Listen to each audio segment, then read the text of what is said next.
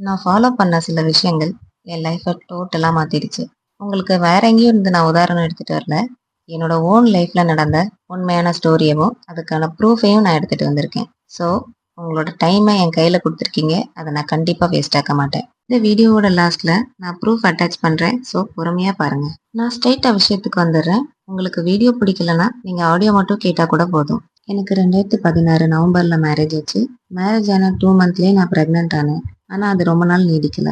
5 month anomaly ஸ்கேன்ல எங்க குழந்தைக்கு cystic ஹைக்ரோமா அப்படின்னு டாக்டர்ஸ் டயக்னோஸ் பண்ணாங்க. குழந்தைக்கும் எந்த அசைவும் இல்லாதனால அதை நீங்க அபார்ஷன் தான் பண்ணணும்னு சொன்னாங்க. இதே டயக்னோசிஸ் தொடர்ந்து 4 டைம்ஸ் எங்களுக்கு வந்தது. அதாவது 5 வருஷத்துல நான் 4 டைம்ஸ் கன்சீவ் ஆனேன். 4 டைமும் சேம் டயக்னோசிஸ் வந்தது. அந்த டைம்ல வாழ்க்கை எங்களுக்கு பயங்கர வலியை கொடுத்தது. நிறைய கோயிலுக்கு போனோம், நேர்த்திக்கடன் பண்ணோம், வேண்டுதல் வச்சோம். அந்த 5 வருஷத்துல என் மனசை கஷ்டப்படுத்தாத ஆளே கிடையாது, என் கணவரை தவிர. என் வீட்டு சைடு கூட என்னை குத்தி காமிக்க ஆரம்பிச்சிட்டாங்க. என்னோட கணவர் எவ்வளவு வலி இருந்தாலும் என்கிட்ட காட்டிக்க மாட்டாரு. நான் வருத்தப்படுவேன்னு. ஆனா அப்போ அவரோட முகத்தை பார்க்க கூட எனக்கு தைரியம் இல்லை. அந்த அளவுக்கு அவங்க முகமும் மனசும் ரொம்ப கனமா இருந்தது. ஒரு கட்டத்துல அபார்ஷன் பெயினையும் குழந்தை இழப்பையும் தாங்க முடியாம ஃபேர்டிலிட்டி சென்டருக்கு போகலான்னு முடிவெடுத்தோம். ஒரு ஃபேர்டிலிட்டி சென்டருக்கும் போனோம். ஆனா அங்கேயும் எங்களோட நம்பிக்கையை மொத்தமா உடைக்கிற மாதிரி தான் அவங்களோட பேச்சு எல்லாமே இருந்தது. அன்னைக்கு நான் ஒரு முடிவெடுத்தேன். என் கணவருக்கு நான் நம்பிக்கை கொடுத்தேன். இது வரைக்கும் இல்லாத அளவுக்கு அன்னைக்கு எங்களுக்கு வலியும் நம்பிக்கையும் ஒரே அளவுல இருந்தது. பல நாளா எங்ககிட்ட எங்க ரிலேட்டிவ் ஒருத்தர் ஹோமியோபதியில ட்ரை பண்ண சொல்லிட்டே இருந்தாரு. நான் தான் இங்கிலீஷ் மெடிசன்லயே முடியல, ஹோமியோபதியில என்ன பண்ண போறாங்கன்னு அவர்கிட்ட அவாய்ட் பண்ணி வச்சிருந்தேன். ஆனா அந்த ஃபேர்டிலிட்டி சென்டர்ல இப்படி சொன்னக்கப்புறம் எங்களுக்கு கடைசி நம்பிக்கையா இந்த ஹோமியோபதி தெரிஞ்சுது. ஸோ, ஃபெர்டிலிட்டி சென்டர் வாசல்ல இருந்துட்டே அவருக்கு கால் பண்ணோம். அவர நான் கூட்டிட்டு போறேன்ம்மா இந்த டாக்டர் கிட்ட அப்படின்னு சொன்னதும், மறுநாளே கிளம்பிட்டோம். நாங்க இருந்தது திருநெல்வேலி. நாங்க போக போறது திருச்சி. எனக்கு என்னவோ அந்த டாக்டர பார்க்கறதுக்கு முன்னாடியே எல்லாம் சரியாயிடும்னு தோணுச்சு. அதே மாதிரி டாக்டரையும் பார்த்தோம். அவங்க என்ன பார்த்ததும் ஒரே கேள்வி தான் கேட்டாங்க. "நீங்க ரிலேட்டிவ்ல மேரேஜ் பண்ணீங்களா?" அப்படின்னு கேட்டாங்க. நானும் ஆமான்னு சொன்னேன். பிளட் ரிலேஷன்ல மேரேஜ் பண்ணா லட்சத்துல ஒருத்தங்களுக்கு இதே மாதிரி பிரச்சனை வரும். அது இயற்கையாவே சில நேரங்கள்ல சரியாயிடும். எதுக்கும் நம்ம கடவுள் மேல நம்பிக்கைய வச்சு ட்ரை பண்ணுவோம் அப்படின்னு சொல்லிட்டு மெடிசன் எழுதி தந்தாங்க. எனக்கு போற வர செலவை விட அவங்க எழுதி தந்த மெடிசனோட விலை வந்து ரொம்ப கம்மியா தான் இருந்தது. அந்த மெடிசனுமே ரொம்ப ரொம்ப சிம்பிளா தான் இருந்துச்சு. இருந்தாலும் எனக்கு அவங்க மேல ரொம்ப நம்பிக்கையா இருந்துச்சு. 3 மாசம் இந்த மெடிசன் எடுத்துக்கிட்டு அப்புறம் நீங்க கன்சீவ் ஆக ட்ரை பண்ணலாம் அப்படின்னாங்க. அதே மாதிரி 3 மாசம் நான் அந்த மெடிசனை ஸ்டார்ட் பண்ணேன். அதுக்கு இடையில கர்ப்ப ரக்ஷாம்பிகை அப்படிங்கிற கோயில் தஞ்சாவூர்ல இருக்கு. அந்த கோயிலையும் பிரார்த்தனை வச்சு அந்த நெய்யவும் அந்த 3 மாசமும் சாப்பிட்டேன். எங்களோட சாப்பாடு முழுக்க முழுக்க ஹெல்த்தியா இருக்கிற மாதிரி பார்த்துக்கிட்டேன். அதே மாதிரி என்னோட எண்ணங்கள், என்னை சுத்தி இருக்கிறவங்களோட எண்ணங்களையும் பாசிட்டிவா, மத்தவங்க எல்லாரோட எண்ணத்தையும் நம்மளால மாத்த முடியாது. என் கணவரையும் என்னையும் முடிஞ்ச அளவுக்கு பாசிட்டிவா வச்சிருந்தேன். யாராவது என்கிட்ட நெகட்டிவா பேசினாலே அவாய்ட் பண்ணிருவேன். நெகட்டிவான ஆட்களையும் நான் அவாய்ட் பண்ணிருவேன். இதுக்கு முன்னாடி நான் ஒரு வீடியோல சொன்ன மாதிரி டைரி எழுதுற ஹேபிட்டை நான் அப்பதான் கொண்டு வந்தேன். தினமும் என்னோட குழந்தையோட ஆரோக்கியத்துல தான் நான் என்னோட ஃபோக்கஸை வச்சிருந்தேன். டெய்லி நைட் ரிலாக்ஸ் பண்ணிட்டு மைண்டை காமாவும் பாசிட்டிவாவும் வச்சுட்டு டைரி எழுதுவேன். என் ஹஸ்பண்ட் கிட்டேயும் என்னோட பேபியை பத்தி ரொம்ப பாசிட்டிவா பேசுவேன். டாக்டர் சொன்ன மாதிரி 3 மந்த் மெடிசன் எடுத்ததுக்கு அப்புறம் நான் கன்சீவ் ஆனேன். 3 மந்த் கம்ப்ளீட் ஆனது. இது வரைக்கும் நான் 4 டைம் கன்சீவ் ஆயிருக்கேன். அப்பெல்லாம் 5 மந்த் ஆனாலுமே எனக்கு குழந்தையோட அசைவு தெரியாது. ஆனா இப்ப 3 மந்த் தான் கம்ப்ளீட் ஆயிருந்தது. என்னால இப்போ ஒரு பட்டாம்பூச்சியோட அசைவை உணர முடிஞ்சது. எனக்கு என் பிறவி பலனையே அடைஞ்ச மாதிரி அவ்வளோ சந்தோஷமா இருந்தது. நான் கன்சீவ் ஆயிட்டேன்னு கன்ஃபார்ம் பண்ணதுமே கைனகாலஜிஸ்ட்டை பார்த்து ரெகுலர் செக்அப்லாம் போய்கிட்டு இருந்தேன். 3 மந்த் கம்ப்ளீட் ஆனதுமே ஒரு ஸ்கேன் எடுப்பாங்க. அதில் பேபி எப்படி இருக்குதுன்னு நமக்கு தெரிஞ்சிடும். ஸோ அந்த ஸ்கேன் எடுக்கிறதுக்காக நானும் என் ஹஸ்பண்டும் போயிருந்தோம். அப்போ என்ன உள்ள கூட்டிட்டு போனாங்க.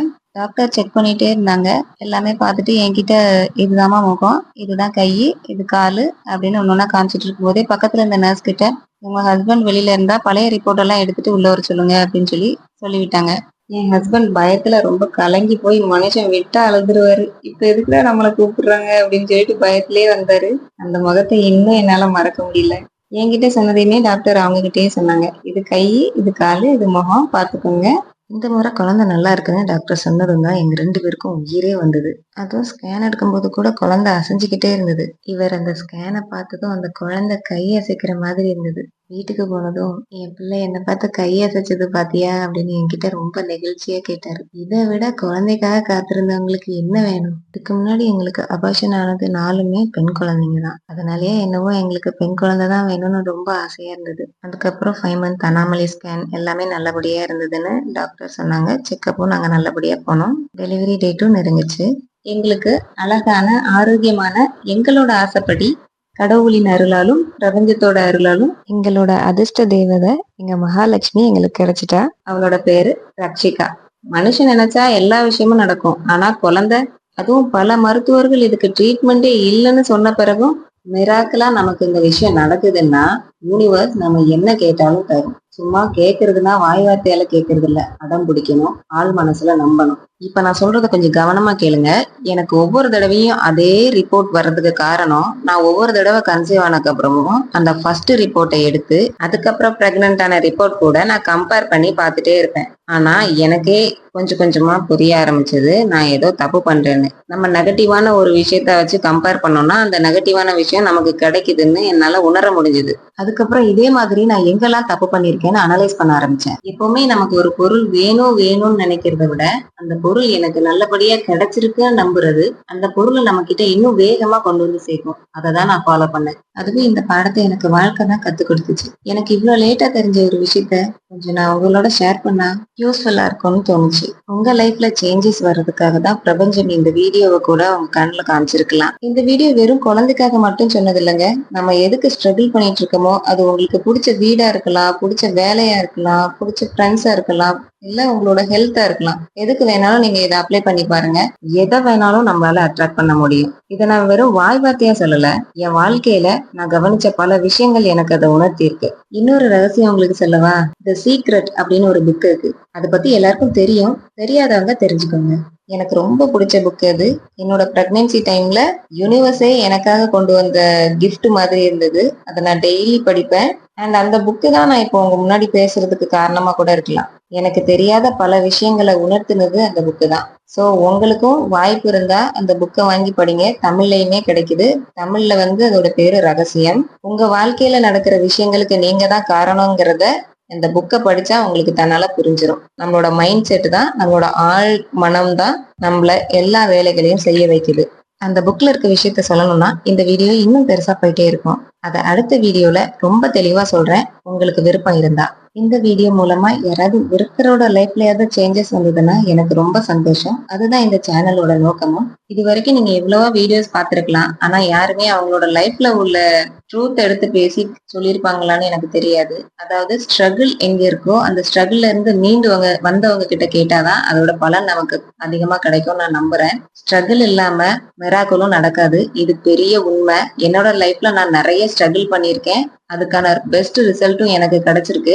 ஸோ நீங்களும் கஷ்டப்பட்டுட்டு இருந்தீங்கன்னா கவலைப்படாதீங்க. நம்ம லைஃப்பை நம்ம தான் சேஞ்ச் பண்ணணும். நம்ம மைண்ட் செட்டை ஃபர்ஸ்ட் மாத்தணும். என் வாழ்க்கையில நடந்த விஷயத்த ப்ரூஃபோட உங்ககிட்ட ஷேர் பண்ணியிருக்கேன்.